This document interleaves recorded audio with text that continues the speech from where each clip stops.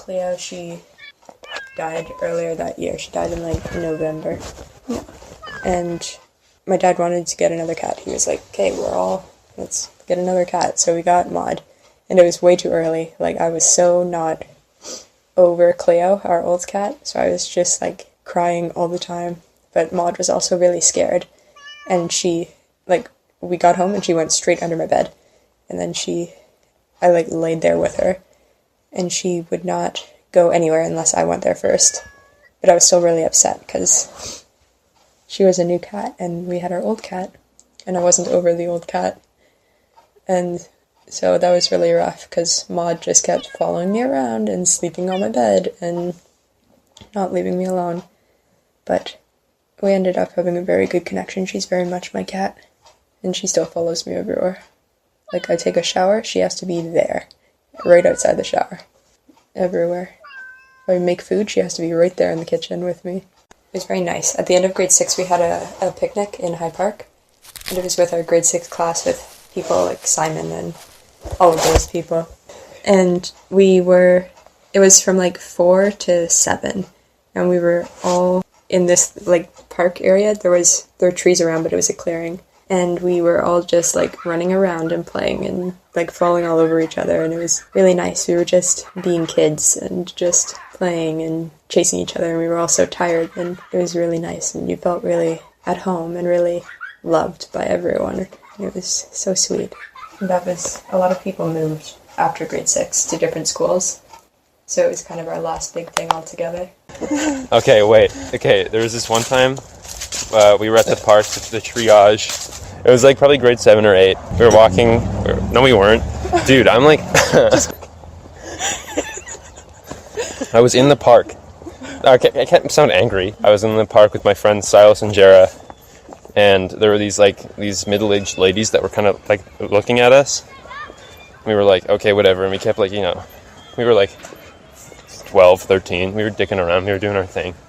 And this lady started like taking a picture of me. And I was like, hey, what are you doing?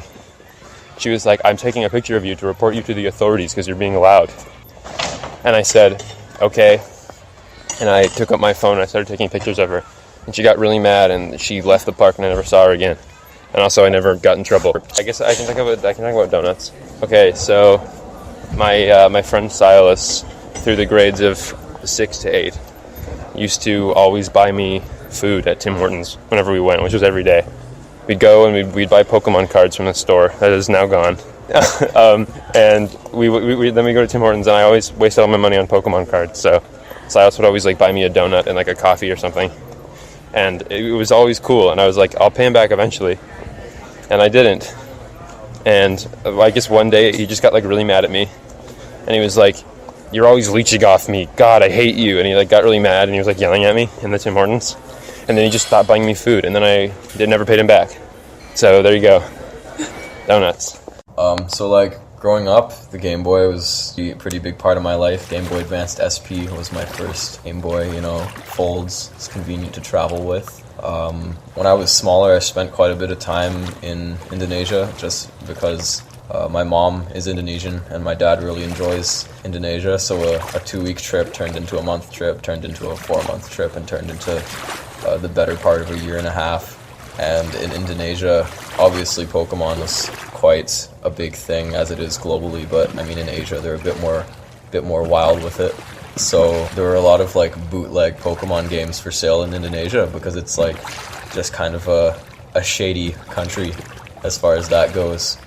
I would buy a lot of these bootleg Pokemon games and they'd be really enjoyable to play because they would have slightly different themes going on, within the games because they were counterfeits and had rewrites of different stories and stuff, and they were also a lot cheaper.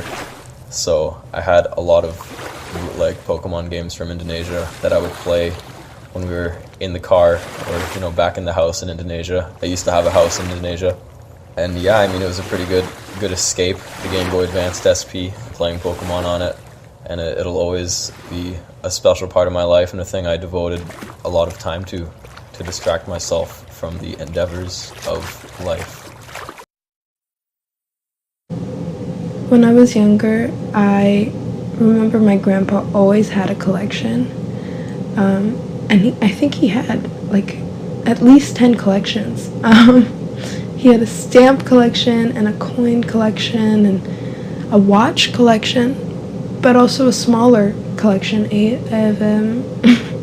of pocket watches. And he had one that was just really pretty, and it had like these nice, beautiful, like intricate designs on them. And then he had another one with a train on it.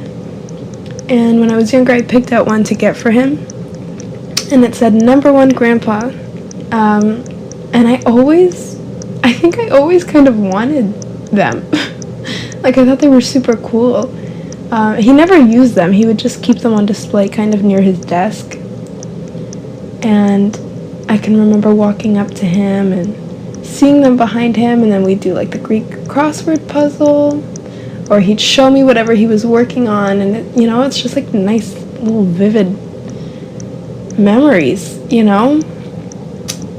But after he died, I kept it, and now I keep it in my room, and it's just nice to keep close, and it really reminds me of him, and yeah, it just makes me think of like really sweet memories, and I'm very glad I kept it.